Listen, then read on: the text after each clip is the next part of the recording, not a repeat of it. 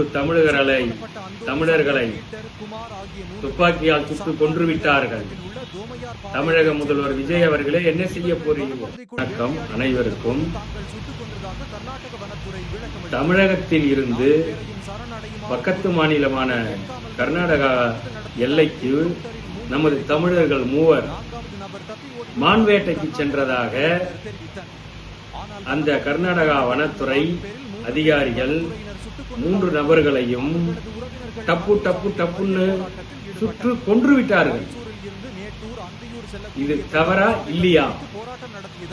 ஒருவன் பக்கத்து மாநிலத்தில் இருந்து தவறு செய்தால் அவனை கைது செய்து அந்தந்த மாநிலத்தில் காவல்துறைக்கு ஒப்படைக்கணும். நீங்களே சுட்டு கொன்றுவீங்களா? உங்க ஆளுங்க எவ்வளவு பேர் இருக்காங்க சொல்லட்டுமா? என்னென்ன கோல்மால் பண்ணிருக்கான்னு.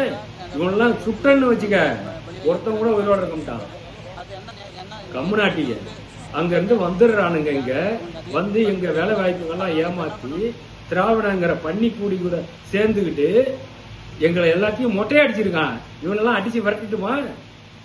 எப்படா நீங்க 3 பேர்த்த சுட்டீங்க? 10 வருஷத்துக்கு முன்னாடி ஆந்திராவில் சந்திரபாபு நாயுடு ஒரு கபோதி 20 பேரை சுட்டு கொண்டான். அன்னைக்கு தமிழ்நாட்டில் ஒரு பயம் என்னன்னு கேட்கல. இன்னைக்கு ஸ்டாலின், முன்னாள் முதல்வர் ஐயா ஸ்டாலின் அவர்கள் இதுக்கு கண்டனம் தெரிவிச்சிருக்காரு.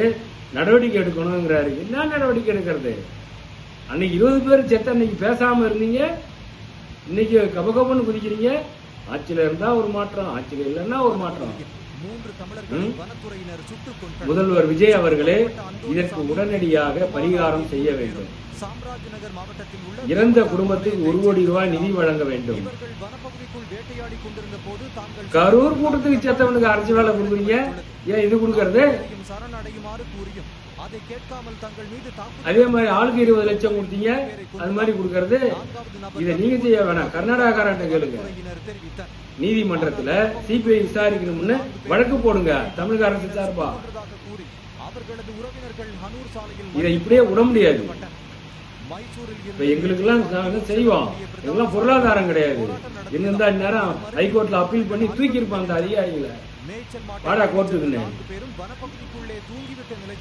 நம்ம மக்களும் சரியில்லை, நம்ம யாருக்கு சொல்லி என்ன செய்யறது? முதல்வர் அவர்களே இதுக்கு ஒரு முற்றுப்புள்ளி வையுங்கள். நன்றி, வணக்கம்.